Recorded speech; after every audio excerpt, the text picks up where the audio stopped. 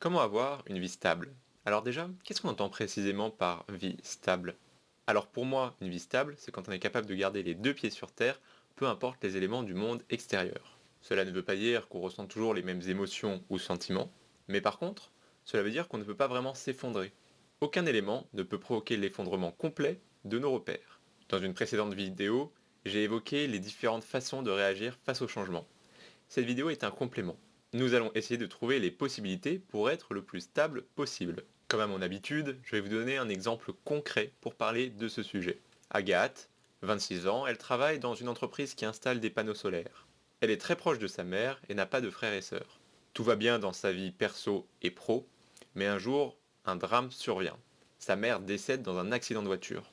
Le choc passe très mal. Elle avait l'habitude de voir sa mère tous les week-ends et elle est complètement déboussolée. Elle a l'impression de perdre toute forme de sens à sa vie. Ce cas imagé parle de lui-même. Un élément extérieur qu'on ne peut pas contrôler peut venir et bouleverser complètement notre vie.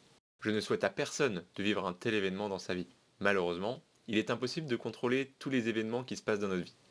Et un jour ou l'autre, il y a des chances pour qu'on vive justement un événement qui va vraiment nous bouleverser. Mais du coup, la question que je me pose, c'est est-ce que malgré un tel événement, on pourrait rester en paix avec nous-mêmes et ne pas être trop bouleversé? Alors forcément oui, il y a des personnes, elles se considèrent comme des cœurs de pierre, elles ne ressentent aucune émotion, et du coup forcément le problème n'existe même pas. Bien que pour moi ces personnes ont pour la plupart l'habitude en fait d'enfouir en elles et de ne rien laisser sortir, mais du coup c'est très douloureux pour le corps. Non, moi je me demandais plutôt si on peut être sensible au quotidien, et en fait quand on vit ce type d'événement, bah on est sensible, mais on n'est pas complètement effondré. On ne sombre pas complètement dans le malheur et la tourmente. Alors justement, pour moi, il existe un point d'équilibre. Pour comprendre réellement comment ce type d'événement nous impacte, il faut comprendre comment fonctionne la sensibilité. Pour qu'un sujet nous touche, il faut qu'on lui porte de l'intérêt. Alors, on porte de l'intérêt à plein de sujets. Typiquement, notre famille, on est avec eux dès notre plus jeune âge et on y porte quasiment automatiquement de l'intérêt, au moins quand on est enfant. Avec le temps, on commence à développer d'autres centres d'intérêt, comme par exemple le sport. Et à ce moment-là, ça devient logique qu'on devienne très émotif lors d'événements sportifs. Pour illustrer la notion d'équilibre, j'aime bien utiliser l'exemple de la barque. Alors une barque, quand on la pose sur l'eau, quand il n'y a rien, elle est stable. Ok. Après, ça devient assez logique que si on commence à placer des objets sur la barque, la barque, elle va bien s'asseoir dans l'eau, elle sera bien tenue. Par contre, si on pose tous les objets au même endroit de la barque, elle va être déséquilibrée et la moindre vague risquerait de la retourner. Je pense que vous voyez où je veux en venir. En fait, si on pose tout l'intérêt sur un seul élément de notre vie, comme par exemple pour Agathe du coup sa mère, on a trop de risques que la barque puisse complètement se renverser. On n'a pas un vrai équilibre. Pour équilibrer sa barque, il faut donc placer des objets un petit peu partout dessus, des objets de taille proportionnelle. Alors les objets peuvent être très gros, très petits. L'idée, c'est surtout que la barque soit équilibrée en fonction de la charge qu'on peut porter. Il est donc important pour moi de créer un panel de centres d'intérêt. En fait, c'est l'idée de se dire, ok, je porte de l'intérêt pour ma famille, pour mes amis, pour un sport, pour une passion, etc. Et de vraiment diversifier, d'avoir plein de points sur lesquels on peut se repérer. À ce moment-là, si on perd un des objets de la barque, la barque sera un petit peu déséquilibrée, sera un peu vacillante, mais déjà tout le reste ne va pas tomber à l'eau, et en plus, elle va vite se restabiliser. Alors pour créer des centres d'intérêt, il n'y a pas mille solutions. Mais déjà, avoir conscience qu'on veut faire des centres d'intérêt, qu'on veut aller vers quelque chose de nouveau, c'est déjà un premier pas.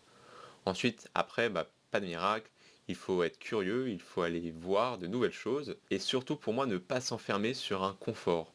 En fait, c'est facile de se dire, ok, j'ai les deux, trois choses qui sont importantes dans ma vie, et je vais tout baser là-dessus, et c'est le plus simple, j'ai pas besoin d'aller vers l'extérieur, de découvrir en permanence de nouvelles choses. Alors ça, c'est l'idée de base. Je vais maintenant la développer sur deux axes qui me semblent importants à perfectionner. Alors le premier axe, c'est le choix des centres d'intérêt. Alors non, on ne choisit pas à 100% les centres d'intérêt qu'on veut. On ne dit pas, tiens, aujourd'hui je vais aimer le foot, par exemple. Par contre, je crois qu'il faut porter un œil attentif aux différents centres d'intérêt qu'on a. Certains centres d'intérêt peuvent être très reliés.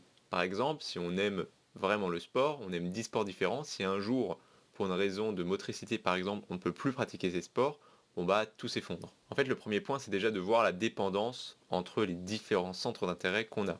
Le deuxième point aussi, c'est de vérifier à quel point ils sont dépendants du monde extérieur. Par exemple, écouter de la musique, c'est pas très dépendant du monde extérieur.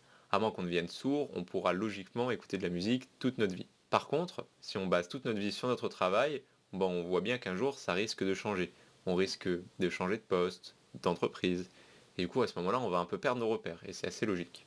Voilà pour le premier axe. Le deuxième axe, il est orienté sur le type de plaisir lié aux intérêts. Alors moi, je distingue deux plaisirs, les plaisirs mentaux et les plaisirs physiques. Alors, les plaisirs physiques, c'est par exemple manger ou faire du sport.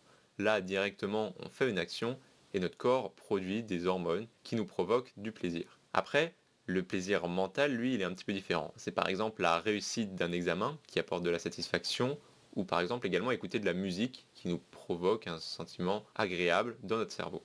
Pour moi, il me semble important de diversifier nos plaisirs. Parce que si on base tous nos intérêts sur des plaisirs physiques, eh ben on est également déséquilibré. L'idée, c'est donc d'arriver à équilibrer les plaisirs physiques et mentaux pour être vraiment très très stable.